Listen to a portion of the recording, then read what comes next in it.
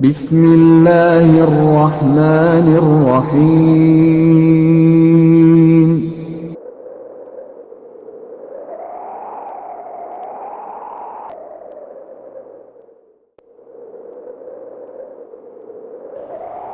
اللہ کے رسول صلی اللہ علیہ وسلم کے بعد جو شخصیت مسلمانوں کی خلیفہ بنتی ہے ان کا نام ابو بکر صدیق رضی اللہ عنہ وارضاہ ہے۔ ابو بکر صدیق رضی اللہ عنہ وارضاہ کی سیرت، اسلام کے لیے آپ کی خدمات، دشمن خان کے دہانے پر پہنچ گئے۔ آقا اگر یہ دشمن اپنے قدموں کی طرف دیکھیں گے تو ہمیں غم میں بیٹھے ہوئے ہم پر ان کی نظر پڑ جائے گی۔ رسول کریم صلی اللہ علیہ وسلم نے جواب میں کیا کہا؟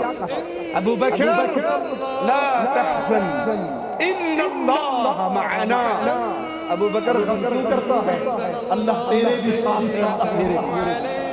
یہ نہیں کہا ان اللہ معی، اللہ میرے بجنود لم تروها وجعل كلمة الذين كفروا السفلى وكلمة الله هي العليا والله عزيز حكيم۔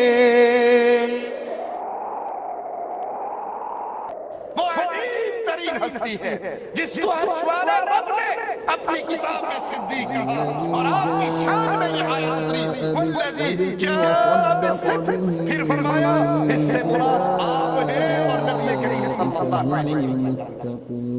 وفات سے پہلے فرمایا مجھے اللہ کے نبی علیہ السلام کے پہلو میں دفن کرنا۔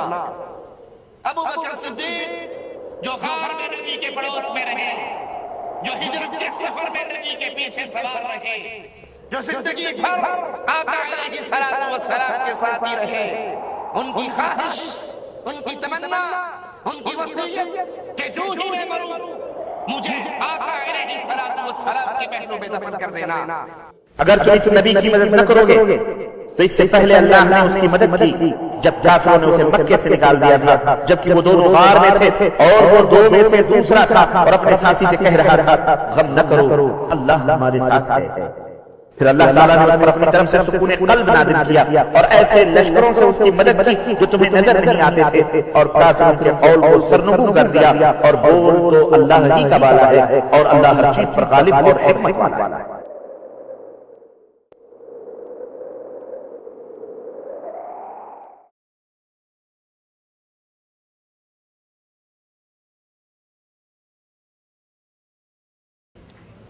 ان الحمد لله نحمده ونستعينه ونستغفره ونعوذ بالله من شرور انفسنا ومن سيئات اعمالنا، من يهده الله فلا مضل له ومن يضلل فلا هادي له، اشهد ان لا اله الا الله وحده لا شريك له واشهد ان محمدا عبده ورسوله، اما بعد فإن خير الحديث كتاب الله وخير الهدي هدي محمد صلى الله عليه وسلم وشر الأمور محدثاتها وكل محدثة بدعة وكل بدعة ضلالة وكل ضلالة في النار۔ أعوذ بالله من الشيطان الرجيم، بسم الله الرحمن الرحيم، إلا تنصروه فقد نصره الله إذ أخرجه الذين كفروا ثاني اثنين إذ هما في الغار إذ يقول لصاحبه لا تحزن إن الله معنا فأنزل الله سكينته عليه وأيده بجنود لم تروها وجعل كلمة الذين كفروا السفلى وكلمة الله هي العليا والله عزيز حكيم۔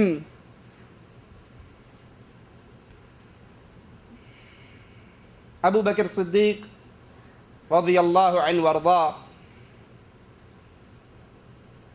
کی سیرت، اسلام کے لیے آپ کی خدمات، اس پر انشاءاللہ اللہ کی توفیق سے گفتگو کریں گے۔ آپ کا نام عبد الکعبہ تھا. جب آپ مسلمان ہوئے تو رسول اللہ صلی اللہ علیہ وسلم نے آپ کا نام عبداللہ رکھا. آپ کی کنیت ابو بکر اور آپ کا لقب صدیق. آپ کے والد کا نام عثمان اور ان کی کنیت ابو قحافہ. والدہ کا نام سلمہ.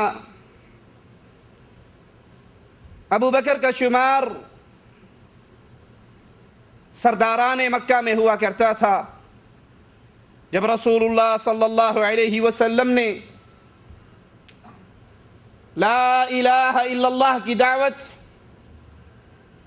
اہل مکہ کے سامنے پیش کی تو ابو بکر صدیق رضی اللہ عنہ وارضاہ وہ پہلے شخص تھے جو مردوں میں سب سے پہلے ایمان لے کر آئے. اور رسول اللہ صلی اللہ علیہ وسلم کے ساتھ ابتدائی طور پر نماز پڑھنے والوں میں بھی آپ کا نام شمار کیا جاتا ہے.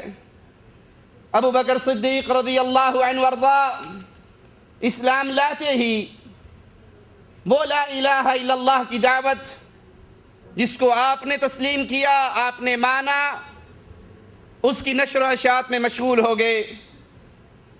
آپ کا لوگوں سے ملنا جلنا بہت زیادہ ہوا کرتا تھا. اسی لیے آپ نے جب اس دعوت کو عوام میں، اپنے دوستوں میں، اپنی مجلسوں میں بیان کرنا شروع کیا تو آپ کی دعوت سے، آپ کی تبلیغ سے بہت سے لوگ مسلمان ہوئے، جن میں عثمان غنی رضی اللہ عنہ وارضاہ، حضرت زبیر، عبد الرحمن بن عوف، طلحہ بن عبید اللہ، سعد بن ابی وقاص. یہ ابو بکر صدیق رضی اللہ عنہ وارضاہ کی دعوت سے، ان کی محنت سے، ان کی کوششوں سے اسلام کے اندر داخل ہوئے اور لا الہ الا اللہ پڑھ کر اللہ کے نبی علیہ السلام کے ابتدائی ساتھیوں میں شامل ہوئے. حضرت بلال رضی اللہ عنہ وارضاہ جب اس لا الہ الا اللہ کی دعوت کو سنتے ہیں، دل میں اتر جاتی ہے، ایمان لے آتے ہیں. ان کا مالک، کیونکہ حضرت بلال غلام تھے، اس لا الہ الا اللہ کے پڑھنے کے جرم میں ظلم کی چکی میں آپ کو پیس کے رکھ دیتا، کہیں تپتی ہوئی ریت پہ لٹا دیتا، کہیں بھاری پتھر آپ کے سینے پہ رکھ دیتا، کہیں آپ کو رسیوں میں باندھ کر مکے کی گلیوں میں گھسیٹتا. حضرت بلال رضی اللہ عنہ وارضاہ لا الہ الا اللہ کی دعوت اس طرح دل میں گھر کر چکی تھی، یہ سارا ظلم برداشت کرتے رہے اور لا الہ الا اللہ کی پکار سے اس آوازے سے باز نہ آئے. وہ ظلم کرتے، وہ مارتے، وہ کوڑے برساتے، وہ پتھروں پہ گھسیٹتے، وہ ریت پہ لٹاتے، وہ چٹانوں کے نیچے دباتے اور ان کی زبان ایک ہی لفظ کہتی رہتی، احد احد احد. تم جتنا مار سکتے ہو مار لو، جتنا ظلم کر سکتے ہو کر لو. بلال اپنی زبان سے یہی آواز لگائے گا، اللہ ایک ہے، اللہ ایک ہے، الہ ایک ہے. جب حضرت بلال رضی اللہ عنہ وارضاہ پہ ظلم و ستم بڑھ گیا، ابو بکر صدیق رضی اللہ عنہ وارضاہ حضرت بلال کو خرید کے اللہ کے نام پر آزاد کر دیتے ہیں، رہا کر دیتے ہیں. رسول اللہ صلی اللہ علیہ وسلم بیت اللہ میں نماز پڑھ رہے، سجدے میں گئے، کافروں کی ٹولی بیٹھی ہوئی، عقبہ اٹھتا ہے، اپنی چادر کو لپیٹتا ہے اور رسول اللہ صلی اللہ علیہ وسلم کی گردن میں ڈال کر اس کو بل دیتا ہے، یہاں تک کہ اللہ کے نبی صلی اللہ علیہ وسلم شدید تکلیف محسوس کرتے ہیں. آپ کے گلے میں ڈال کر آپ کی گردن کو بھینچتا ہے، گلے کو دباتا ہے. ابو بکر صدیق باہر سے آئے، یہ منظر دیکھا تو دوڑتے ہوئے اس کافر کو دھکا دیا اور اپنی زبان سے یہ آواز لگائی، اتقتلون رجلا ان یقول ربی اللہ. اے ظالموں، تم اللہ کے اس بندے کو صرف اس جرم میں قتل کرنا چاہتے ہو کہ اس کا واضح یہ ہے کہ میں ایک اللہ کی عبادت کرتا ہوں. یہ ربی اللہ کہتا ہے، یہ اللہ کو اپنا رب مانتا ہے، اپنا معبود حقیقی مانتا ہے. وَقَدْ جَاءَكُمْ بِالْبَيِّنَاتِ مِنْ رَبِّكُمْ. اور اس کا یہ دعویٰ صرف دعویٰ نہیں ہے بلکہ اپنے اس عقیدے پر، اس دعوے پر یہ اللہ کی طرف سے آیات اور نشانیاں لے کر آیا ہے. تمہارے رب کی طرف سے نشانیاں آ چکی ہیں، تمہارے رب کی طرف سے دلیلیں آ چکی ہیں. اس کا جرم صرف اتنا یہ ہے کہ یہ اللہ کو اپنا رب مانتا ہے، تم اس لیے اس کو مارتے ہو. کفار مکہ نے رسول اللہ صلی اللہ علیہ وسلم کو تو چھوڑ دیا اور سارے ابو بکر صدیق پہ پل پڑے. اتنا مارا، اتنا مارا، آپ زخمی ہو گئے، چہرہ آپ کا سوج گیا. قافلے والے آئے، اٹھا کر گرہنی بنا کر کپڑے میں ڈال کر گھر لے گئے. ابو بکر صدیق بے ہوش. لیکن یہ اللہ کے نبی سے محبت کرنے والے، یہ رسول کریم صلی اللہ علیہ وسلم سے سچا پیار کرنے والے، ہوش آتے ہی سب سے پہلا سوال یہ کیا کہ رسول اللہ صلی اللہ علیہ وسلم کی کیسی طبیعت ہے، ان کی کیفیت کیا ہے، ان کا حال کیا ہے. وہ قبیلے والے جو آپ کی قبیلے کی محبت میں آپ کے ساتھ آئے تھے، یہ جملے سن کے ناراض ہو کے واپس چلے گئے کہ اسی کے لیے مار کھائی ہے، اسی کے لیے زخمی ہوا ہے. اور ہوش آنے کے بعد پھر محمد صلی اللہ علیہ وسلم کے بارے میں سوال کرتا ہے. آپ کے پاس آپ کی والدہ رہ گئی، والدہ کچھ پینے کے لیے لے کر آئی کہ بیٹا تو زخموں سے چور ہے، یہ دودھ کچھ پی لے تیرے جسم میں جان آئے. کہنے لگے اللہ کی قسم اے میری ماں، اس وقت تک کھانا اور پینا مجھ پہ حرام ہے جب تک میں محمد کریم صلی اللہ علیہ وسلم کا چہرہ نہ دیکھ لوں. سہارا لے کر اسی کیفیت میں چلتے ہیں، اللہ کے رسول صلی اللہ علیہ وسلم کے پاس پہنچتے ہیں، آپ کے چہرے کی زیارت کرتے ہیں اور زبان حال سے کہنے دیجئے فرماتے ہیں اے نبی کریم صلی اللہ علیہ وسلم، آپ کو صحیح سلامت دیکھ کر، امن میں دیکھ کر میرے سارے غم اور دکھ اور زخم بھول گئے ہیں. نبوت کے 10ویں سال جب اللہ کے رسول صلی اللہ علیہ وسلم کے چچا ابو طالب جو اللہ کے نبی سے محبت کیا کرتے تھے، پیار کیا کرتے تھے، آپ کا دفاع کیا کرتے تھے، اگرچہ مسلمان نہیں تھے، اگرچہ کلمہ نہیں پڑھا تھا، لیکن بھتیجے کی محبت میں وہ آپ کے ساتھ شانہ بشانہ کھڑے ہوا کرتے تھے. اگر کفار نے آپ کو گھاٹیوں میں بند کیا تو ابو طالب اپنے بچوں کو لے کر خود بخود آپ کے ساتھ محصور ہونے کے لیے آ گیا.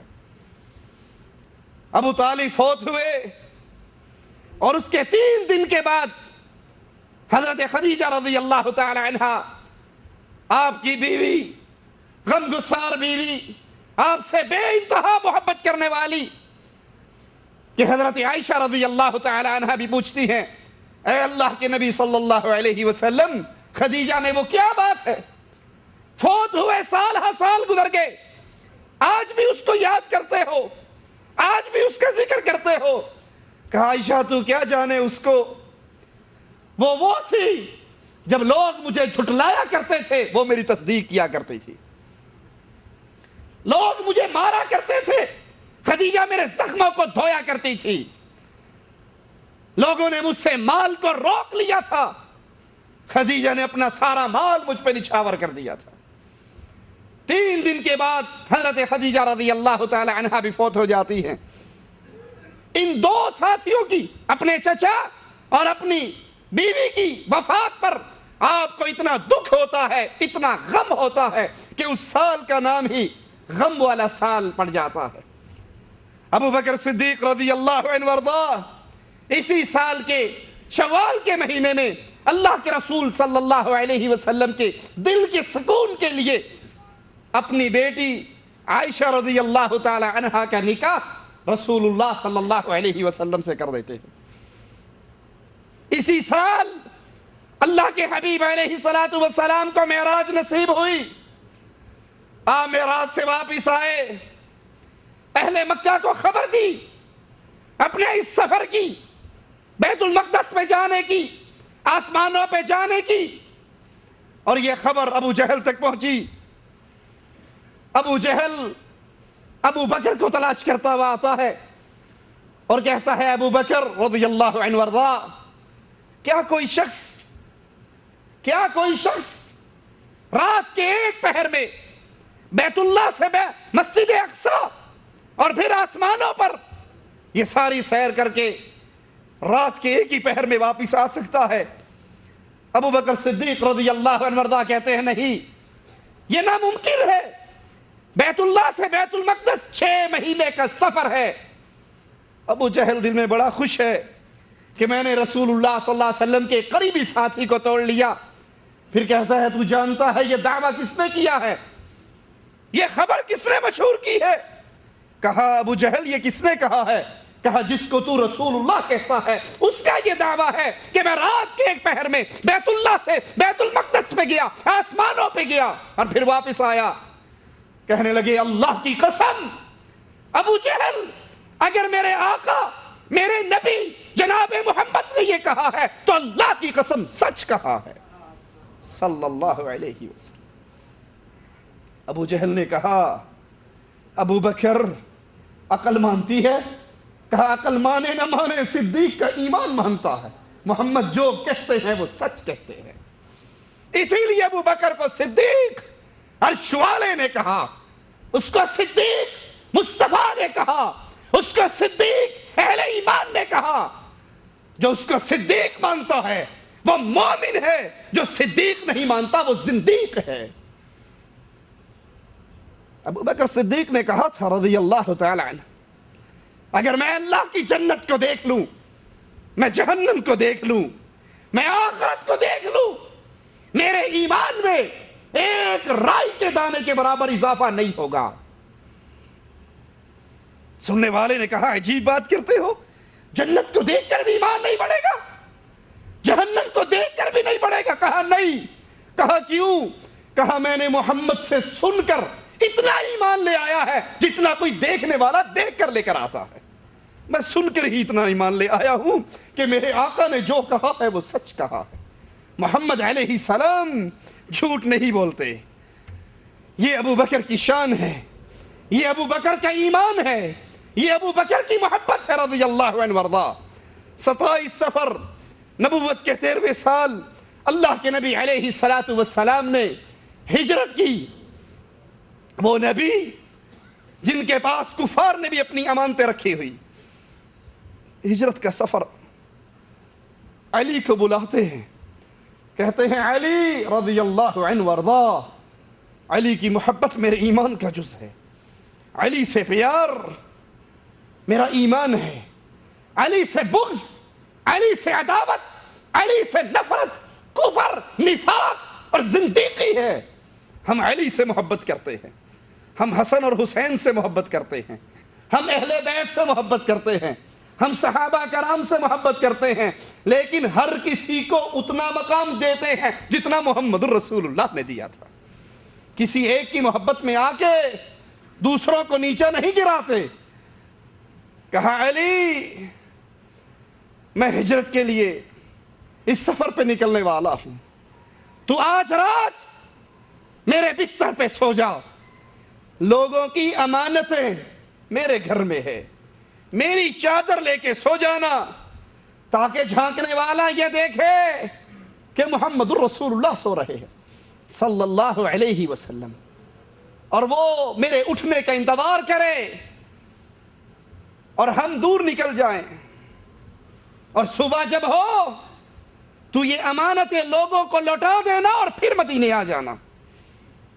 اس کو دلیل بنا کر کچھ ظالم کہتے ہیں کہ نبی نے اپنی امانتیں علی کو دی، کسی اور کو نہیں دی، اس لیے علی کی شان ابو بکر سے زیادہ ہے کیونکہ نبی کی امانتیں علی کے پاس ہے۔ ہم کہتے ہیں اگر یہی پہ معنی بناتے ہو تو کیوں نہیں غور کرتے نبی کی امانتیں علی کے پاس ہیں اور نبوت کی امانت ابو بکر کے پاس ہے۔ نبی کس کے ساتھ ہے؟ لوگوں کا مال تو علی کے پاس ہے۔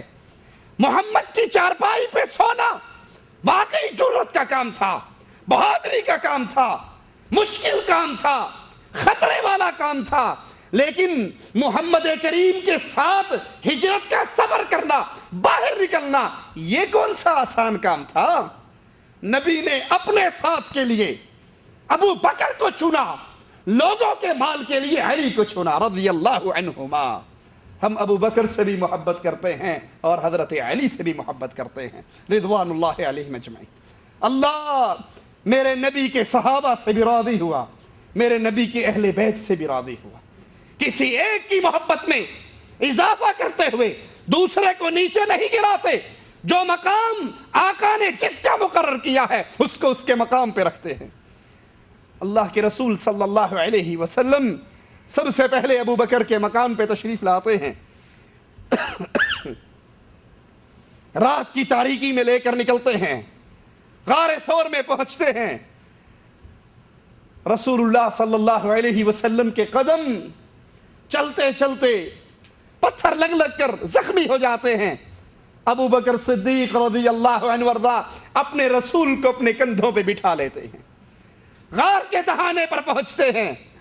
محبت کرنے والا ہو تو کوئی ایسا ہو، کہتے ہیں آقا آپ اس غار کے اندر نہیں جاؤ گے، آپ کا غلام ابو بکر پہلے اس غار میں جائے گا۔ ابو بکر غار کے اندر پہلے کیوں جا رہے تھے؟ خزانے کی تلاش تھی، سونے کی تلاش تھی۔ کہا آقا اگر غار میں کوئی جانور، کوئی نقصان دینے والی چیز ہو، آپ کے غلام ابو بکر کو نقصان پہنچے، آپ اس سے بچ جاؤ۔ غار میں جاتے ہیں، غار کی صفائی کرتے ہیں، غار کے سوراخوں کو بند کرتے ہیں، اور جسم کے کپڑا پھاڑ کے سوراخ بند ہو گئے، 2 سوراخ باقی رہ جاتے ہیں، تو اپنا پاؤں ان سوراخوں میں پھنسا کر، ایڑیے اس میں ڈال کر، پھر اپنے آقا سے کہتے ہیں اے اللہ کے نبی اندر آئیے، اب غار صاف ہو چکی ہے۔ اور اللہ کے حبیب علیہ السلام کو اپنی گود میں لٹا لیتے ہیں اور آقا آرام کرتے ہیں۔ ادھر کفار مکہ جب صبح ہوتی ہے دیکھتے ہیں کہ بستر مصطفیٰ سے مصطفیٰ کی بجائے مرتضیٰ اٹھے ہیں، پوچھتے ہیں نبی کہاں ہے؟ کہا مجھے کیا پتا، میں تو اس بستر پہ سو رہا۔ ابو جہل اپنی پارٹی کو لے کر ابو بکر کے گھر پہنچتا ہے، دوست کا پتہ دوست کے گھر سے لگتا ہے۔ ابو بکر کو گالی دینے والوں، یہ بات تو کفار بھی جانتے تھے، جہاں محمد ہوں گے وہاں ابو بکر ہوں گے، جہاں ابو بکر ہوں گے وہاں محمد ہوں گے صلی اللہ علیہ وسلم۔ اسی لیے جنگ احد کے موقع پر ابو سفیان نے آواز لگائی تھی، کہا تھا تم میں محمد ہے صلی اللہ علیہ وسلم۔ آپ نے کہا خاموش رہو۔ اس نے نبی کے نام کے بعد کس کا نام پکارا تھا؟ اس نے علی کا نام نہ لیا تھا، اس نے کہا محمد ہے۔ جب خاموشی ہوئی وہ سمجھا کہ شاید نبی شہید ہو گئے، کہنے لگا ابو بکر ہے۔ آپ نے کہا چپ رہو۔ اس نے کہا عمر ہے۔ وہ بھی جانتے تھے نبی سے سب سے زیادہ محبت کرنے والے اور نبی کے بعد امت اسلام میں جس کا سب سے بڑا مقام ہے وہ ابو بکر ہے، اس کے بعد جس کی شان ہے وہ عمر ابن خطاب ہے رضی اللہ عنہ وارضا۔ کہا عمر ہے۔ آپ نے کہا خاموش رہو۔ اس نے پھر اپنے بت کے نام کی آواز لگائی، لنا عزا، عزا زندہ باد، ہمارے عزا نے ہمیں جتا دیا۔ محمد، ابو بکر، عمر تینوں مارے گئے۔ جب غیر اللہ کے مدد کی پکار بلند ہوئی تو آقا علیہ السلام نے کہا جواب دو۔ کہا آقا کیا جواب دیں؟ کہا کہو لنا مولا، اے عزا کے پجاریوں، تم کہتے ہو ہمارا عزا ہے، ہمارا مولا ہے، اور تمہارا مولا نہیں ہے۔ اللہ کے رسول صلی اللہ علیہ وسلم کے گھر سے نکلنے کے بعد ابو جہل اپنی پارٹی کو لے کر ابو بکر کے دروازے پر پہنچتا ہے۔ حضرت اسماء دروازے پہ آواز سن کے آتی ہیں، پوچھتا ہے تیرا بابا کہاں ہے؟ وہ کہتی ہے میں کیا جانوں میرا بابا کہاں ہے؟ تھپڑ مارتا ہے، اسماء کے کان کی بالی زمین پہ گرتی ہے اور وہ زبان حال سے کہتی ہے ابو جہل غلط سمجھا ہے، ابو بکر کی بیٹی کو یہ کٹ سکتی ہے، اپنے باپ اور اپنے رسول کے راز کو فاش نہیں کر سکتی۔ وہ کہتا ہے اگر اس کے ٹکڑے بھی کر دوں یہ تب بھی نہیں بولے گی کہ اس کا باپ اور اس کا نبی کہا گیا ہے. آؤ ہم تلاش کے لیے نکلتے ہیں. اور تلاش کرتے کرتے کفار غار کے تہانے پر پہنچتے ہیں. ابو بکر صدیق رضی اللہ عنہ وارضا ان کی آہٹ سنتے ہیں تو کہتے ہیں یا رسول اللہ صلی اللہ علیہ وسلم دشمن پہنچ گئے, دشمن غار کے دہانے پر پہنچ گئے. آقا اگر یہ دشمن اپنے قدموں کی طرف دیکھیں گے تو ہمیں غار میں بیٹھا ہوا دیکھ لیں گے, ہم پر ان کی نظر پڑ جائے گی. رسول کریم صلی اللہ علیہ وسلم نے جواب میں کیا کہا؟ ابو بکر لا تحزن ان اللہ معنا. ابو بکر غم کیوں کرتا ہے؟ اللہ تیرے بھی ساتھ ہے, اللہ میرے بھی ساتھ. یہ نہیں کہا ان اللہ معی, اللہ میرے ساتھ ہے, کہا ان اللہ معنا. ابو بکر اللہ جیسے محمد کے ساتھ ہے ویسے ابو بکر کے بھی ساتھ ہے. اللہ ہمارے ساتھ ہے, پریشان ہونے کی ضرورت. حضرت اسماء فرماتی ہیں بابا جاتے ہوئے سارا نقد پیسہ اپنے ساتھ لے گئے تھے.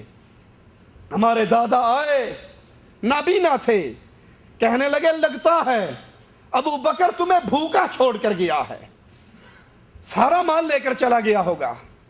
حضرت اسماء کہتی ہیں میں نے کہا نہیں دادا, وہ ہمارے لیے بہت پیسہ چھوڑ کر گئے, اور پتھر اٹھا کر کپڑے میں لپیٹ کر میں نے اس جگہ رکھ دیے جہاں پیسے رکھے جاتے تھے, اور اپنے نابینا دادا کا ہاتھ لگوایا کہ دیکھیے خزانہ موجود ہے, مال موجود ہے. وہ مطمئن ہو کر کہنے لگا اب اس کے جانے کا اتنا غم نہیں. ابو بکر کے ایمان کا کیا کہنا, اور ابو بکر کے خاندان کے ایمان کا کیا کہنا. واویلا نہیں کیا, شور نہیں کیا, دادا کے سامنے روئی نہیں کہ ہم تو بھوکے رہ گئے, نہیں, اپنے دادا کو تسلی دی, کہا بابا ہمیں بھوکا چھوڑ کر نہیں گیا. رسول اللہ صلی اللہ علیہ وسلم اس غار کے اندر 3 دن رہتے ہیں. 3 دن اس غار کے اندر اللہ کے نبی نے گزارے. رات کے اندھیرے میں حضرت اسماء گھر سے روٹی لے کر آتی, نبی کے ساتھ ابو بکر ہے, کھانا ابو بکر کے گھر سے آ رہا ہے, اسماء کھانا لا رہی ہیں. ابو بکر صدیق رضی اللہ عنہ وارضا کے بیٹے عبداللہ وہ آ کر اہل مکہ کی پلاننگ, ان کی گفتگو, ان کی باتیں سن کر اندھیرے میں آ کر اپنے بابا کو بتا جاتے. عامر جو ابو بکر رضی اللہ عنہ وارضا کی بکریوں کا چرواہا تھا, وہ آتا بکریوں کا ریوڑ لے کر آتا اور ابو بکر اور رسول اللہ صلی اللہ علیہ وسلم کو دودھ پلا کر چلا جاتا. اس کے ریوڑ کے گزرنے سے اسماء اور عبداللہ کے آنے کے قدموں کے نشان بھی مٹ جاتے. ساتھ بھی ابو بکر, کھانا بھی ابو بکر کے گھر سے, دودھ بھی ابو بکر کے گھر سے, رپورٹنگ بھی ابو بکر کا گھرانہ کر رہا ہے. یہ ابو بکر کی محبت ہے محمد الرسول اللہ صلی اللہ علیہ وسلم سے. چوتھی شب عبداللہ بن ابو بکر مکے سے 2 اونٹنیاں لے کر آتے ہیں, جن کو ابو بکر رضی اللہ عنہ وارضا نے ہجرت کے لیے پہلے سے ہی تیار کر رکھا تھا. جب لوگ ہجرت کرنے کے لیے نکلے, ابو بکر نے کہا تھا آقا میرے لیے کیا حکم ہے؟ کہا تم ٹھہر جاؤ, ہجرت کا محمد کا ساتھی تم بنو گے اور ہم انشاءاللہ اللہ کے راستے میں اکٹھے ہجرت کریں گے. 2 اونٹنیاں لاتے ہیں اور اس پہ سوار ہو کر جب یہ اونٹنی آتی ہے, حضرت اسماء گھر سے کھانا لے کر آتی ہیں, لیکن کھانا اس اونٹ کے کچاوے سے باندھنے کے لیے اسماء کے پاس رسی نہیں. اپنا وہ کپڑا جن کو عرب عورتیں کمر پہ باندھا کرتی تھی, اس کو حضرت اسماء پھاڑ کر آدھا حصے کے اندر اس رسول کے کھانے کو اس اونٹ کے ساتھ باندھ دیتی ہیں رضی اللہ تعالی عنہا. ایک اونٹنی پر اللہ کے نبی ہیں, ایک اونٹنی پر اللہ کے نبی ہیں, اور ان کے ساتھ ابو بکر ہیں. ابو بکر تیری شان کا کیا کہنا, مکے میں تھا تو رسول کے ساتھ, غار میں تھا تو رسول کے ساتھ, اونٹ پہ سوار تو رسول کے ساتھ, سفر ہجرت کا تو رسول کے ساتھ, مرنے کے بعد دفن بھی ہوا تو رسول کے ساتھ, اٹھے گا تو رسول کے ساتھ. حوض کوثر پر بیٹھے گا تو رسول کے ساتھ، جنت میں داخل ہوگا تو رسول کے ساتھ صلی اللہ علیہ وسلم۔ ایک اونٹنی پر ابو بکر اور اللہ کے نبی صلی اللہ علیہ وسلم، دوسری پر عامر اور عبداللہ نامی وہ شخص جو راستہ دکھانے کے لیے ابو بکر نے اپنے پیسوں سے جس کو ہائر کیا تھا، وہ چل رہا ہے۔ رات کی اندھیری اور تاریکی کے اندر مدینے کا سفر شروع ہوتا ہے۔ راستے میں ایک کافر ملتا ہے۔ ابو بکر تیری سچائی پہ سلام کرنے کو جی کرتا ہے۔ کہتے ہیں کافر ملا، اس نے رسول اللہ صلی اللہ علیہ وسلم کی طرف دیکھ کر اشارہ کر کے کہا یہ کون ہے؟ ابو بکر کہتے ہیں میں پریشان ہو گیا، اس کو جواب دوں تو کیا جواب دوں؟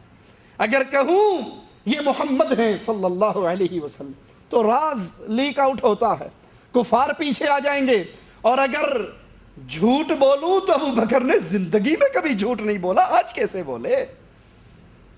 کہا میرے دل میں آیا، میں نے کہا یہ راہ دکھانے والا ہے، راستے کا رہبر ہے۔ وہ کافر سمجھا کہ یہ کسی ایسے راستے پر جا رہا ہے جس کا اسے علم نہیں، اس نے کسی شخص کو کرائے پہ لیا ہے راستہ دکھانے کے لیے، اور ابو بکر کے دل میں تھا یہ محمد ہے جو مجھے جنت کا راہ دکھاتا ہے۔ وہ ابو بکر جس نے کبھی کفار کے سامنے بھی جھوٹ نہیں بولا، جس نے نہ آسانی میں صدیق کہا، فاروق اللہ کے نبی نے اس کو صدیق کہا اور اہل ایمان نے ان کو صدیق کہا۔ پوچھتا ہے یہ کون ہے؟ جواب میں کہتے ہیں یہ رہبر ہے جو مجھے راستہ دکھاتا ہے۔ دوپہر سخت ہو جاتی ہے، اللہ کے نبی صلی اللہ علیہ وسلم تھوڑی دیر کے لیے رکتے ہیں، ابو بکر تلاش میں لگتے ہیں، ایک چٹان دیکھتے ہیں جس کے نیچے جگہ صاف کر کے اپنی چادر بچھاتے ہیں اور اللہ کے نبی صلی اللہ علیہ وسلم کو وہاں پہ سلا دیتے ہیں۔ آقا سو جاتے ہیں، ابو بکر کو پھر بھی آرام نہیں ملتا۔ کہا جب نبی آرام کے لیے لیٹ کے، میں نبی کے لیے کچھ تلاش کرنے کے لیے نکلا، ایک چرواہا نظر آیا جس کو پیسے دے کر میں نے اس کی بکریوں کا دودھ نکالا، ایک برتن پہ کپڑا باندھا، اس چرواہے کے ہاتھ دھلائے اور پھر اس برتن میں دودھ نکال کر میں نے محمد الرسول اللہ کو پلایا صلی اللہ علیہ وسلم۔ پھر اٹھے اور چلے۔ راستے میں سراقہ ملا، کافر سردار جو پیچھے سے تلاش کرتا ہوا، ڈھونڈتا ہوا، کیونکہ کفار نے اعلان کیا تھا جو ان دونوں کو تلاش کر کے لائے گا زندہ یا مردہ اس کو اتنے اتنے اونٹ انعام ملیں گے۔ یہ سراقہ دوڑتا ہوا، ابو بکر صدیق کہتے ہیں جب میں نے اس کو دیکھا میں نے کہا اے اللہ کے حبیب یہ اللہ کا دشمن آ گیا ہے۔ کہا یہاں تک کہ ہمارے اور اس کی سواری کے درمیان چند نیزوں کی جگہ رہ گئی، بہت قریب پہنچ گیا، میں رونے لگ گیا۔ میں نے کہا آقا مجھے اپنی جان کا ڈر نہیں ہے، اے محمد کریم میں آپ کی جان کو خطرے میں دیکھ کر رو رہا ہوں، یہ اللہ کا دشمن ہمارے قریب ہو گیا۔ اللہ کے نبی صلی اللہ علیہ وسلم نے اس کے لیے بد دعا کی، اے اللہ تو جیسے چاہے ہماری طرف سے اس کے لیے کافی ہو جا۔ کہا اس کا زمین سخت ہونے کے باوجود اس کا گھوڑا پیڑ تک زمین کے اندر دھس گیا۔ اس نے کہا میں واپس لوٹ جاتا ہوں، میرے لیے دعا کیجیے میں اس عذاب سے بچ جاؤں۔ میں واپس لوٹ جاتا ہوں، اور نہ صرف واپس لوٹتا ہوں، اس راستے میں جتنے آئیں گے ان کو بھی واپس لوٹا دوں گا کہ اس راستے میں محمد کریم صلی اللہ علیہ وسلم نہیں ہے۔ آپ دعا کرتے ہیں وہ پھر آزاد ہو جاتا ہے اور واپس لوٹ جاتا ہے۔ 17 رمضان 2 ہجری معرکہ بدر برپا ہوا، قریش کو شکست ہوئی، جنگی قیدی آئے۔ اللہ کے رسول صلی اللہ علیہ وسلم نے اپنے صحابہ سے مشورہ لیا ان قیدیوں کے بارے میں کیا کیا جائے۔ ابو بکر صدیق رضی اللہ عنہ وردہ کہنے لگے اے اللہ کے نبی یہ سب عزیز و اقارب ہیں، اے اللہ کے نبی ان سے فدیہ لے کر ان کو چھوڑ دو۔ جو رائے ابو بکر نے دی وہی رائے محمد کریم کو پسند آئی صلی اللہ علیہ وسلم۔ اس غزوہ کے اندر ابو بکر صدیق رضی اللہ عنہ وردہ اللہ کے نبی علیہ الصلوۃ والسلام کے ساتھ اور آپ کی حفاظت کی ساری ذمہ داری ابو بکر صدیق نے اپنے ذمہ لی۔ 8 ہجری رمضان میں مکہ فتح ہوا، ابو بکر صدیق رضی اللہ عنہ وارضاہ کے والد ابو قحافہ اسی روز مسلمان ہوئے، ان کو اللہ کے نبی کی خدمت میں لایا گیا تو آپ نے فرمایا ابو بکر ان کو یہاں لے کر کیوں آئے ہو؟ یہ بزرگ ہیں، بوڑھے ہیں، ان کو یہاں لے کر کیوں آئے؟ میں خود ان کی خدمت میں جاتا، ان کو یہاں لے کر کیوں آئے؟ میں خود ان کے پاس پہنچتا۔ رجب 9 ہجری میں جب تبوک کا غزوہ پیش ہوا، اللہ کے رسول صلی اللہ علیہ وسلم نے اپنے صحابہ سے جہاد کے لیے چندہ مانگا، مال کا سوال کیا۔ شدید گرمی کا سفر، طویل سفر، صحابہ اپنا مال لے کر آ رہے ہیں۔ حضرت عمر رضی اللہ عنہ وارضاہ کہنے لگے میں نے سوچا آج نیکی کرنے میں ابو بکر سے سبقت لے جاؤں گا۔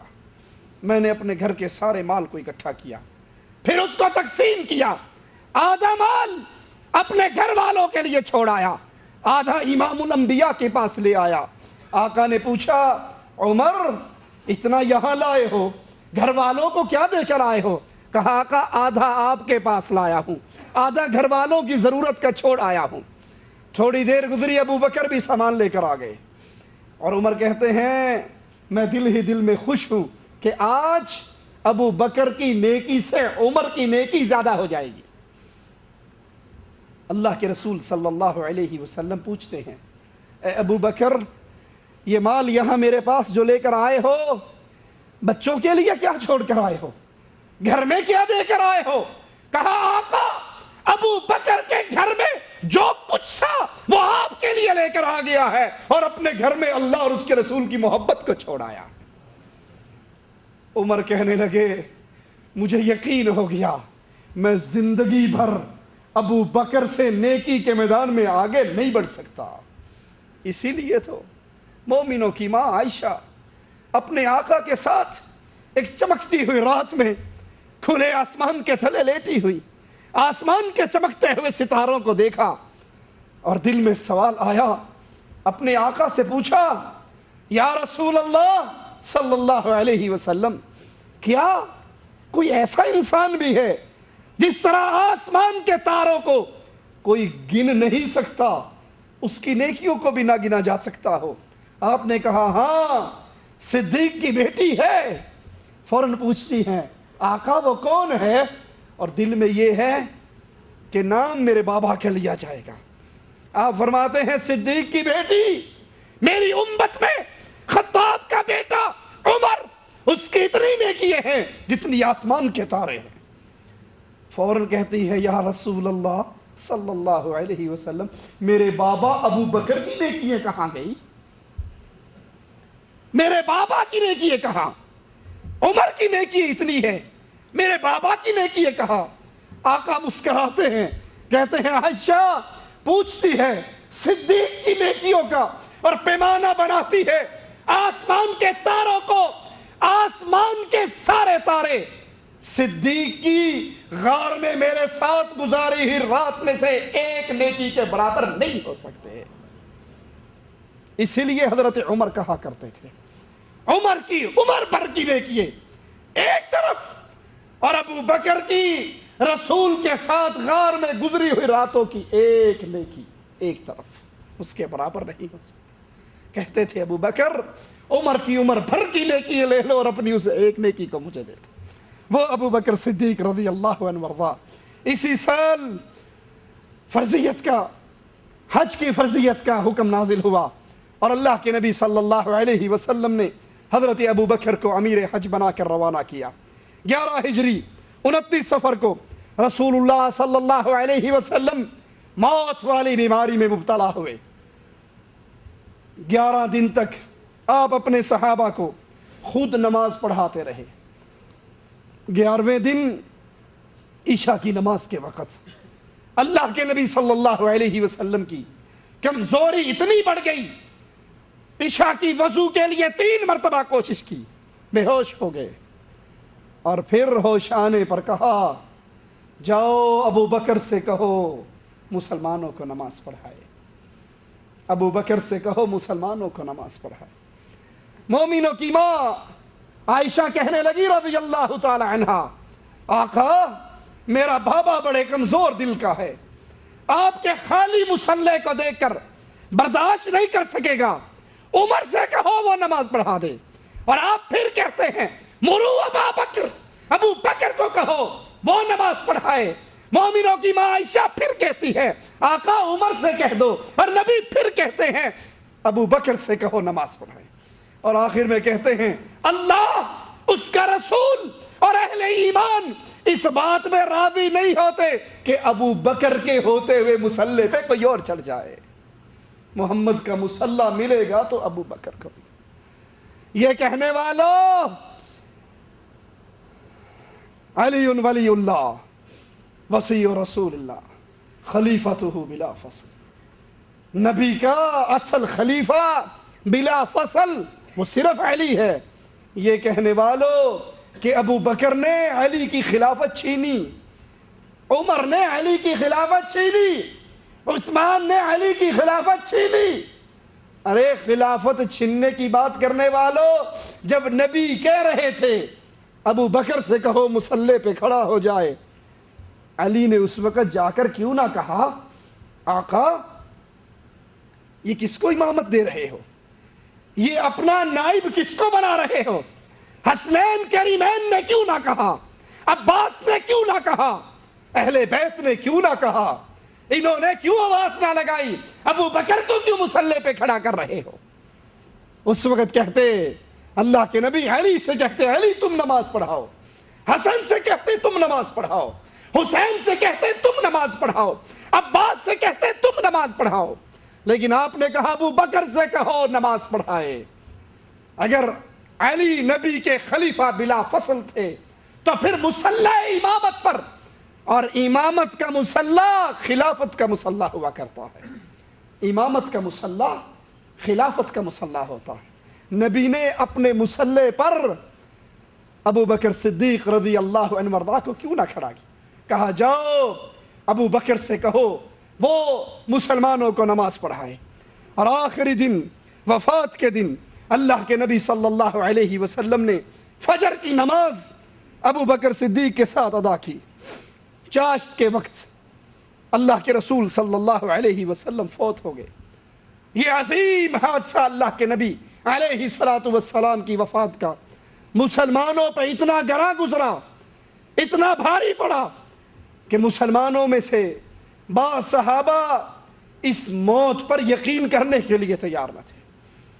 ابو بکر رضی اللہ عنہ وارضاہ باہر سے آتے ہیں، مسجد نبوی میں پہنچتے ہیں، سیدھا حجرہ عائشہ میں جاتے ہیں، آقا علیہ السلام کے چہرہ انور سے چادر اتارتے ہیں اور آپ کے ماتھے کو بوسہ دیتے ہیں، کہتے ہیں اللہ کی قسم اے پیارے حبیب، جو موت اللہ نے آپ کی قسمت میں لکھی تھی وہ آپ کو آ چکی ہے، وہ موت آپ کو آ چکی ہے، آپ کی زندگی مبارک، آپ کی موت مبارک، دو موتیں اللہ آپ پر کبھی اکٹھی نہ کرے گا۔ چادر نبی کے چہرے پہ ڈالتے ہیں، مسجد نبوی میں پہنچتے ہیں، دیکھتے ہیں عمر کے ہاتھ میں تلوار ہے اور کہہ رہے ہیں جس نے کہا محمد فوت ہو گئے میں اس کی گردن کو کاٹ دوں گا۔ کہتے ہیں اجلس یا عمر، عمر بیٹھ جاؤ، عمر غیظ و غضب میں ہیں۔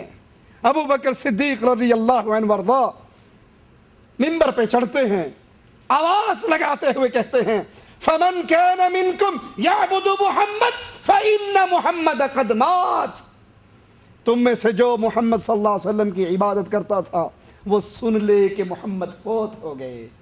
ومن كان يعبد الله فإن الله حي لا يموت، اور تم میں سے جو اللہ کی عبادت کرتا تھا وہ سن لے اللہ کو کبھی موت، وہ زندہ ہے، ہمیشہ کے لیے زندہ ہے، اس پہ موت نہیں آنی۔ پھر قرآن حکیم کی آیت پڑھی وَمَا مُحَمَّدٌ إِلَّا رَسُولٌ قَدْ خَلَتْ مِن قَبْلِهِ الرُّسُلُ أَفَإِن مَاتَ أَوْ قُتِلَ، اگر محمد صلی اللہ علیہ وسلم یہ تو رسول ہیں اللہ کے باقی رسولوں کی طرح، اگر یہ مر جائیں یا یہ شہید کر دیے جائیں کیا تم اپنی ایڑیوں پہ پھر جاؤ گے؟ وَمَن يَنْقَلِبْ عَلَىٰ عَقِبَيْهِ فَلَن يَضُرَّ اللَّهَ شَيْئًا، اور جو اپنے دین سے پھر جائے گا وہ اللہ کا کچھ نہیں بگاڑ سکتا۔ صحابہ کرام نے جب یہ آیت سنی انہیں یقین ہو گیا کہ محمد کریم فوت ہو گئے۔ حضرت عمر کہتے ہیں میں نے صدیق کی زبان سے جب قرآن کی یہ آیات سنی، میرا جسم، میری ٹانگیں اس کو اٹھانے کے قابل نہ رہی اور گھٹنوں کے بل میں زمین پہ گر گیا۔ مجھے یقین ہو گیا کہ جناب محمد الرسول اللہ صلی اللہ علیہ وسلم فوت ہو گئے، اس دنیا کو چھوڑ کر اگلے جہان کی طرف روانہ۔ ادھر ابھی مسلمانوں کو کچھ سکون ملا، یقین ہوا، اچانک خبر ملتی ہے کہ انصار فلاں جگہ پر اکٹھے ہیں خلافت کے مسئلے کو حل کرنے کے لیے۔ ابو بکر صدیق، حضرت عمر، ابو عبیدہ رضوان اللہ علیہ مجمعین پریشانی کی حالت میں وہاں پہنچتے ہیں۔ ابو بکر کہتے ہیں تم جس چیز کے لیے، جس مسئلے کو حل کرنے کے لیے یہاں اکٹھے ہوئے ہو، تم اس کے زیادہ اہل ہو، اس نیک کام کے، لیکن یہ عمر ہے اور یہ ابو عبیدہ ہے، ان دونوں میں سے کسی ایک کو اپنے لیے امیر منتخب کر لو۔ کسی نے کہا کہ ایک انصاری امیر ہو جائے اور ایک مہاجرین میں سے ہو جائے۔ ابو بکر صدیق رضی اللہ عنہ وارضا، ان کا استقامت یہاں پر بھی کام آئی۔ فرماتے ہیں میں نے رسول اللہ صلی اللہ علیہ وسلم سے سنا، آپ نے فرمایا مومنوں کا خلیفہ قریشی النسل ہوگا، قریش میں سے ہوگا۔ یہ حدیث رسول سننی تھی۔ وہ مسلمان جو انتشار کی طرف بڑھ رہے تھے فوراً اللہ کے نبی کا پیغام سننے کے بعد اپنے اختلافات کو ختم کرتے ہیں۔ آپ نے کہا یہ عمر ہے، یہ ابو عبیدہ ہے، دونوں میں سے جس کے مرضی ہاتھ پر بیعت کر لو، ان دونوں میں سے میں کسی ایک کو تمہارے لیے پسند کرتا ہوں۔ حضرت عمر فوراً ابو بکر صدیق کا ہاتھ پکڑتے ہیں، کہتے ہیں اپنا ہاتھ پھیلائیے، آپ کے ہوتے ہوئے کسی اور کے ہاتھ پہ کیسے بیعت ہو سکتی ہے؟ آپ نبی کی زندگی میں بیماری کے آخری ایام میں محمد علیہ السلام کے مصلی کے امام رہے، آپ ہی کے بارے میں آقا نے کہا تھا مسجد نبوی میں کھلنے والے تمام دروازوں کو بند کر دو لیکن صدیق کا دروازہ کھلا رہے۔ آپ ہی کے بارے میں تو آقا نے کہا تھا اللہ اس دھرتی پر تیرے نبی پر دنیا میں بہت لوگوں نے احسان کیے، اللہ میں نے سب کے احسانوں کا بدلہ چکا دیا، لیکن ابو بکر کا بدلہ اللہ میں بھی نہیں چکا سکا، اس کا بدلہ قیامت کے دن اللہ ادا کرے گا۔ ابو بکر رضی اللہ عنہ وارضا، ہاتھ بڑھائیے۔ ابو بکر نے ہاتھ بڑھایا، سب سے پہلے حضرت عمر نے بیعت کی، ابو عبیدہ نے بیعت کی، مہاجرین نے بیعت کی، انصار نے بیعت کی، اور اس اختلاف کی دلدل سے مسلمان سلامتی کے ساتھ نکل آئے۔ ابو بکر صدیق رضی اللہ عنہ وارضا منبر پہ کھڑے ہوئے، کہا لوگو مجھے تمہارا حاکم اور والی بنایا گیا ہے، حالانکہ میں تم میں سے بہتر نہیں ہوں، اگر میں نیکی کروں تو میری مدد کرنا۔ پیروں فقیروں کی اندھی تقلید کرنے والوں، بابا جی نے فرمایا ہے، شاہ جی نے فرمایا ہے، امام صاحب نے فرمایا ہے، اعلیٰ حضرت نے فرمایا ہے، یہ وہ ہے جس کے بارے میں آقا نے کہا تھا ابو بکر سے بہتر آدمی پر سورج طلوع ہی نہیں ہوا۔ انبیاء کے بعد کائنات کا سب سے اول انسان ابو بکر صدیق رضی اللہ عنہ وارضا، پوری کائنات کے اندر انبیاء کے بعد جو شان ابو بکر کی ہے وہ کسی اور کی۔ فرماتے ہیں اگر میں نیکی کا حکم کروں میری مدد کرنا، اگر میں برائی کروں تو مجھے درست کر دینا۔ پیروں فقیروں کی غلطیاں دے کر کہنے والوں، آخر سید صاحب تو ہیں نا، شاہ صاحب تو ہیں، پیر صاحب تو ہیں، پیر صاحب کالا کریں سفید کریں، کھوٹا کریں کھرا کریں، سید کی سین کو بھی سلام ہے۔ ارے یہاں پر سلام صرف محمد کی ذات کو ہے صلی اللہ علیہ وسلم، اس کے علاوہ جو بھی آئے گا اگر محمد کی بات کرے گا اس کی اتباع کی جائے گی، اور اگر خلاف سنت بات کرے گا اس کی اصلاح کی جائے گی۔ ابو بکر فرما رہے ہیں اگر میں نیکی کا حکم دوں میری بات ماننا، میری مدد کرنا، اور اگر خلاف سنت بات کروں تو مجھے درست کر دینا۔ حق گوئی، امانت، حق گوئی امانت ہے اور جھوٹ خیانت ہے. تم میں سے کمزور میرے نزدیک قوی ہے اور قوی مضبوط میرے نزدیک کمزور ہے جب تک میں اس سے دوسروں کا حق لے کر اس تک نہ پہنچا دوں.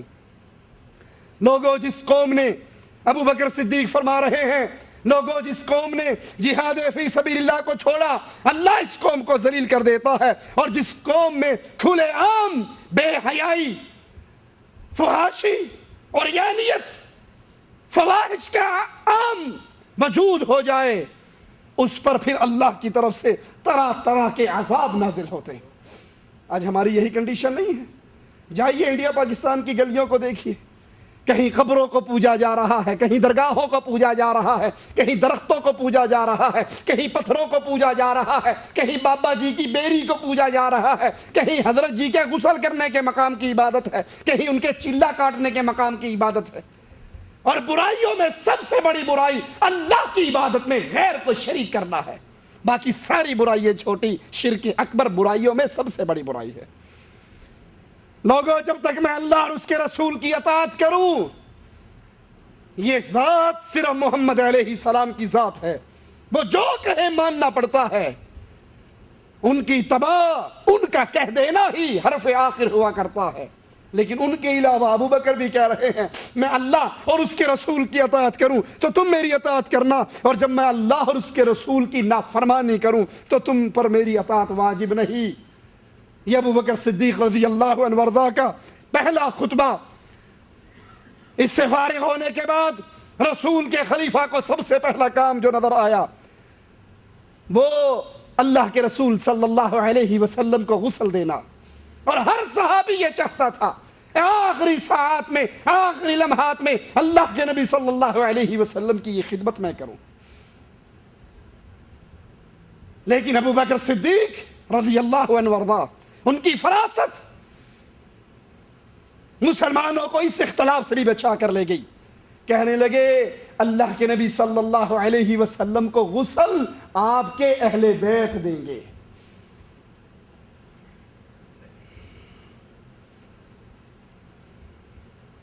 جیو ٹی وی کا مولوی عامر لیاقت وہ خبیث تقریر کرتے ہوئے کہتا ہے کہ نبی کے غسل کے موقع پر بیٹیاں دینے والے کہاں پر گئے تھے. نعوذ باللہ ثم نعوذ باللہ. کہ ابو بکر نے بیٹی دی, عمر نے بیٹی دی, یہ بیٹیاں دینے والے کہاں پر گئے غسل کے موقع پر. ارے ظالم تم کیا جانو ابو بکر کی فراست کو. اگر یہ معاملہ اہل بیت کے لیے خاص نہ کیا جاتا تو اس مسئلے پہ اختلاف ہو سکتا تھا. ہر صحابی یہ چاہتا کہ میں نبی کی اس آخری معاملات میں, آخری لمحات میں یہ خدمت کروں. اللہ کے رسول صلی اللہ علیہ وسلم کے خلیفہ نے پوری امت کو اپنی فراست اللہ کے فضل سے اختلاف سے نکالتے ہوئے کہا یہ کام, یہ خدمت رسول کی, رسول کے اہل بیت ہی کریں گے. نبی کو بیٹیاں دینے والے تو نبی کے ساتھ غار کے اندر بھی, نبی کے ساتھ ہجرت کے سفر پہ بھی, نبی کی حفاظت کرتے ہوئے میدان بدر میں بھی. اسی لیے کہتے ہیں نبی کے صحابہ کہ ابو بکر, عمر, ابو عبیدہ آپ کے یہ ساتھی میدان جنگ میں آپ سے آگے ہوا کرتے تھے اور نماز میں آپ سے پیچھے ہوا کرتے تھے. وہ نبی کو چھوڑ کر نہیں گئے, انہوں نے زندگی بھر اپنے رسول صلی اللہ علیہ وسلم کی مدد کی. وراثت کے مسئلے پر پھر اختلاف ہوا. نبی کا مال, نبی کی وراثت. ابو بکر صدیق رضی اللہ عنہ وارضاہ نے فرمایا میں نے رسول اللہ صلی اللہ علیہ وسلم سے سنا, آپ نے فرمایا ہم جملہ انبیاء, ہمارا کوئی وارث نہیں ہوتا, ہم جو کچھ چھوڑتے ہیں وہ امت کے لیے صدقہ ہوتا ہے. تمام صحابہ نے اس کو تسلیم کیا اور یہ اختلاف بھی ختم ہو گیا. پھر بیرونی مصائب کا سامنا ہوا. یہود و نصارہ نے سرکشی کی, اعراب بادیہ نشین مرتد ہو گئے. ایسا گروہ اٹھا جنہوں نے زکوٰۃ کے انکار کیا, اور 3 کذاب انسانوں نے جن میں 1 عورت اور 2 مرد جنہوں نے جھوٹی نبوت کا دعویٰ کیا. ابو بکر صدیق رضی اللہ عنہ وارضاہ ان تینوں کے خلاف میدان جہاد کو برپا کرتے ہیں. ادھر یہ پریشانیاں ادھر لشکر اسامہ رسول اللہ صلی اللہ علیہ وسلم کی زندگی کا وہ آخری لشکر جو آپ نے رومیوں کے خلاف جہاد کرنے کے لیے روانہ کیا، آپ کی بیماری کی خبر سن کے یہ لشکر رک گیا، اور جب اللہ کے رسول صلی اللہ علیہ وسلم کے خلیفہ خلافت سنبھالتے ہیں، سب سے پہلا اعلان، مدینہ پریشانیوں میں گھرا ہوا، مدینے کے باہر لوگ مرتد ہو رہے، کوئی گروہ زکوٰۃ کا انکار کر رہا، کوئی اپنی نبوت کا اعلان کر رہا، اور ابو بکر صدیق کا پہلا اعلان، لشکر اسامہ کے مجاہد سب میدان جہاد میں اکٹھے ہو جائیں، روانگی کے موقع پہ اکٹھے ہو جائیں اور میدان جہاد کی طرف کوچ کریں۔ لوگوں نے آ کر کہا، اے ابو بکر، مدینہ خطرات میں گھرا ہوا ہے، ہمارے اندر جو کل تک مسلمان تھے وہ مرتد ہو رہے ہیں، قبائل مرتد ہو رہے ہیں، کوئی زکوٰۃ کا انکار کر رہا ہے، یہود و نصارہ اپنی پلاننگیں کر رہے ہیں، ابھی مدینے کو خود اپنے خطرات ہیں، آپ اس لشکر کو روانہ نہ کرو۔ کہا کیسی بات کرتے ہو، یہ کیسے ہو سکتا ہے؟ ابو بکر خلافت پر بیٹھتے ہی سب سے پہلا کام محمد کی نافرمانی والا کرے؟ جس جھنڈے کو، جس علم کو رسول اللہ نے لہرایا تھا، ابو بکر اس کو لپیٹ کر گھر نہیں رکھ سکتا۔ اللہ کی قسم، اگر مجھے یہ پتہ لگ جائے کہ اسامہ کا لشکر روانہ کرنے کے بعد میری لاش کو مدینے میں جانور گھسیٹتے پھریں گے، مجھے یہ منظور ہے، لیکن محمد کا بھیجا ہوا لشکر گھر نہیں بھیجا جا سکتا۔ یہ ابو بکر رضی اللہ عنہ وارضاہ کی محبت۔ پھر منکرین زکوٰۃ کے خلاف جہاد کا اعلان کیا۔ حضرت عمر رضی اللہ عنہ وارضاہ کہنے لگے، ابو بکر، ان کے خلاف جنگ کرو گے جو لا الہ الا اللہ پڑھتے ہیں، جو نماز پڑھتے ہیں، ان کے خلاف کیسے جنگ کرو گے؟ کہا ہے عمر، اللہ کی قسم میں ان کے ساتھ جنگ کروں گا جو نماز اور زکوٰۃ میں فرق کرتے ہیں، جو نماز پڑھیں زکوٰۃ ادا نہ کرے، میں ان کے ساتھ جہاد کروں گا۔ اور سنو، اگر وہ ایک رسی جس سے اونٹ کا پاؤں باندھا جاتا ہے وہ نبی کو دیا کرتے تھے، مجھ سے روکیں گے، میں اس کو لینے کے لیے بھی علم جہاد بلند کروں گا۔ اور پھر اپنے گھر میں داخل ہوئے، اسلحے سے سج دھج کر اونٹ پہ سوار ہو کر نکلے اور کہا، لوگوں، آج اگر سارے پلٹ جائیں گے، ابو بکر تنہا جہاد کے لیے نکلے گا۔ حضرت علی گھوڑے پر سوار ہو کر پیچھے نکلے، کہا، خلیفۃ الرسول واپس آ جائیے، آپ کو اگر کوئی نقصان پہنچا تو پھر اسلام کا نظام غالب نہیں ہو سکے گا، قائم نہیں رہ سکے گا۔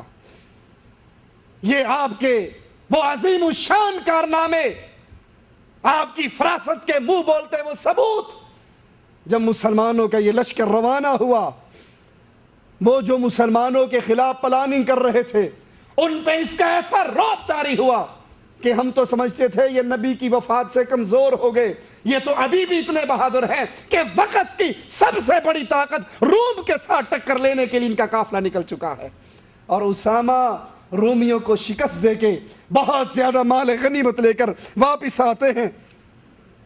اس کے بعد ابو بکر صدیق مہاجرین و انصار کو لے کر مرتد ہو جانے والوں سے قتال کرتے ہیں، حضرت خالد کو ان کا امیر بنا کر بھیجتے ہیں مانعین زکوٰۃ سے جہاد کرنے کے لیے، اور نصیحت کرتے ہیں، خالد، جب تک لوگ لا الہ الا اللہ کے اقرار نہ کریں، نماز، زکوٰۃ اور روزہ رکھنا منظور نہ کریں، ان سے جنگ کرتے رہنا، کسی ایک بات کے ماننے سے جہاد کو روک نہ دینا کہ نماز پڑھنا کا مان چکے ہیں، نہیں، یہ لا الہ الا اللہ پڑھیں، نماز کا اقرار کریں، زکوٰۃ کا اقرار کریں، رمضان کے روزوں کا اقرار کریں، پھر ان کو معاف کرنا، اور اگر کسی ایک رکن کا بھی انکار کرے تو ان سے جہاد جاری رکھنا۔ ابو بکر صدیق رضی اللہ عنہ وارضاہ نبوت کے جھوٹے دعوے داروں کے خلاف جنگ کرتے ہیں، مسیلمہ کو قتل کرتے ہیں اور اس فتنے کو ختم کرتے ہیں۔ اندرون ملک بغاوتیں ختم ہو جاتی ہیں اور بیرونی فتوحات کا سلسلہ شروع ہو جاتا ہے، شام کا ایک حصے کو فتح کر کے خلافت کے اندر شامل کر دیا جاتا ہے، اور پھر فاروق اعظم رضی اللہ عنہ وارضاہ کے مشورے سے ابو بکر صدیق حضرت زید بن ثابت انصاری کو قرآن حکیم اکٹھا کرنے کی خدمت میں مامور کرتے ہیں کہ قرآن حکیم کی تمام صورتوں کو اکٹھا کر دیا جائے۔ اللہ نے توفیق دی انشاءاللہ تو اگلے درس میں ابو بکر صدیق رضی اللہ عنہ وارضاہ کی زندگی کے باقی حالات اس کو پیش کریں گے۔ اللہ سے دعا ہے اللہ ہماری خطاؤں کو معاف فرمائے، ہماری سیاہکاریوں کو معاف فرمائے۔